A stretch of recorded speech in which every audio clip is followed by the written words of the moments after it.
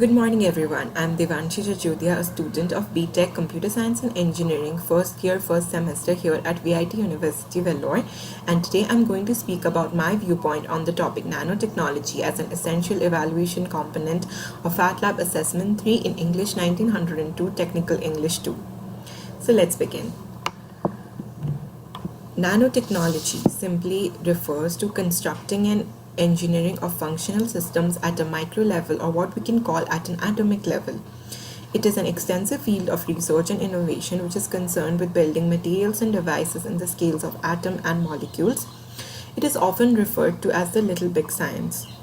The ability to work at molecular level, atom by atom, to create large structures with fundamentally new properties and functions is the core of nanoscale science, engineering, and technology. Nanometer is a unit of length in the metric system, which is equal to 1 by 1 billionth of a meter, or 10 to the power minus 9 meter. We can observe how small a nanoscale is with the help of a schematic given here. A small tennis ball is also about 10 to the power minus 8 nanometers. Similarly, water is 0.1 nanometer. Antibodies and bacteria similarly cover 2.9 nanometers and 100 nanometers. When we talk about the history of nanotechnology, it is not a very old science. The first ever concept of nanotechnology was presented in 1959 by the famous professor of physics, Dr. Richard Feynman, in his lecture at MIT. The term nanotechnology had been officially coined by Norio Taniguchi in 1974. When in 1981 IBM developed a scanning tunneling microscope, it brought a new era for the development of nanotechnology science, because this microscope evolved to allow the manipulation of individual atoms and molecules in the field of nanotechnology.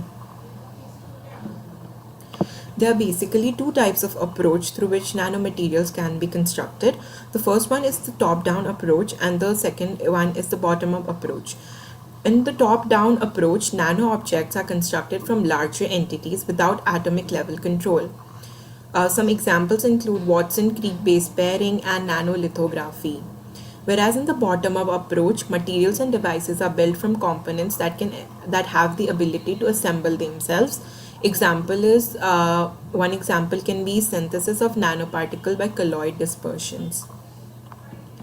This schematic has shown a top-down versus bottom-up approach.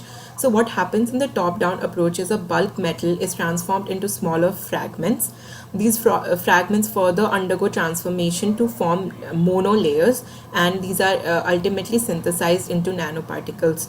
Whereas in the bottom-up approach, there are several atoms and molecules which undergo ionization to form ions and electrons, and these formations of ions and electrons are further condensed to form clusters. These clusters can then synthesize nanoparticles. There are several applications of nanotechnology in today's world. Some of them include optical engineering and communication, electronics, metallurgy of materials, defense and security, energy storage, textile, biotechnology, cosmetic and paint, agriculture and food, biomedical, and drug delivery. Nanotechnology has been extensively used in the medicine field, and the nanomedicine is a term which is referred to as a medical application of nanotechnology. It is a branch of medicine that applies the knowledge and tools of nanotechnology to the prevention and treatment of diseases. It involves the use of nanoscale materials such as biocompatible nanoparticles, nanorobots for diagnosis, delivery, sensing, or actuation purposes in a living organism.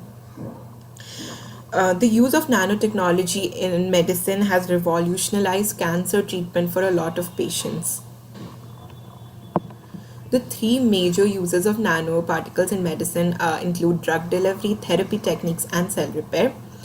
Through the use of nanoparticles, all of these uses through the use of nanoparticles, drug delivery and therapy as well as cell repair has been significantly easy for doctors.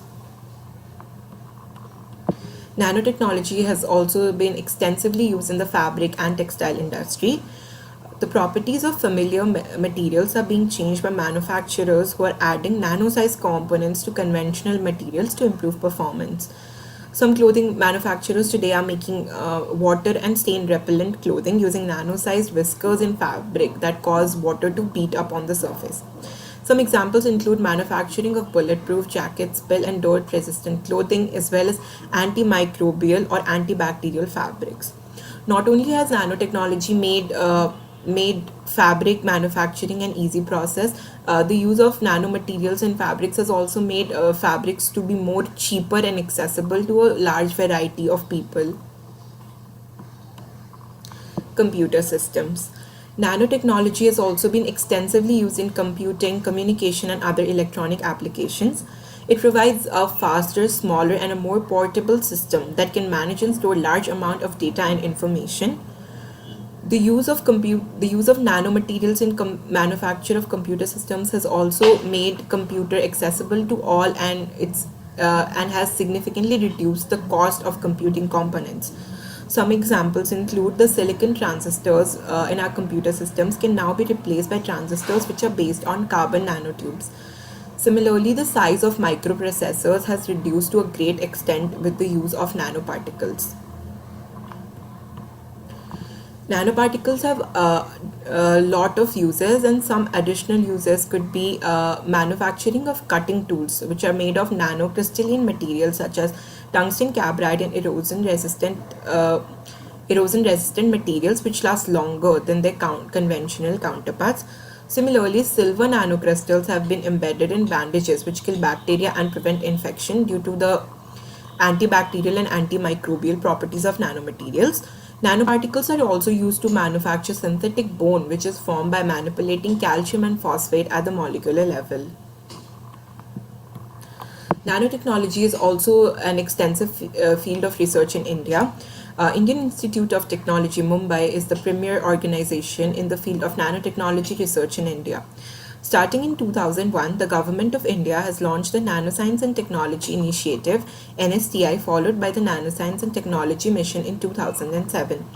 These missions and initiatives of the government has helped a lot of researchers delve deeper into the field of nanotechnology. The main objectives of these missions include basic research promotion, infrastructure development for carrying out front-ranking research, development of nanotechnologies and their applications, human resource development, and international collaborations.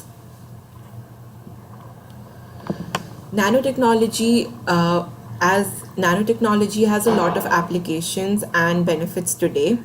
As Richard Feynman quotes, the next big thing is actually very small. Nanotechnology is a relatively brand new technology that has challenged what we knew before. It covers a lot of domains today and will cover a lot more soon, since intensive research is being carried out on this topic. It has evolved over the period for many decades and is now showing its potential to the whole world. It would not be a surprise if nanotechnology replaces traditional forms of science that we are using today. This is the end of my presentation, and I would like to thank you for listening to me. Thank you.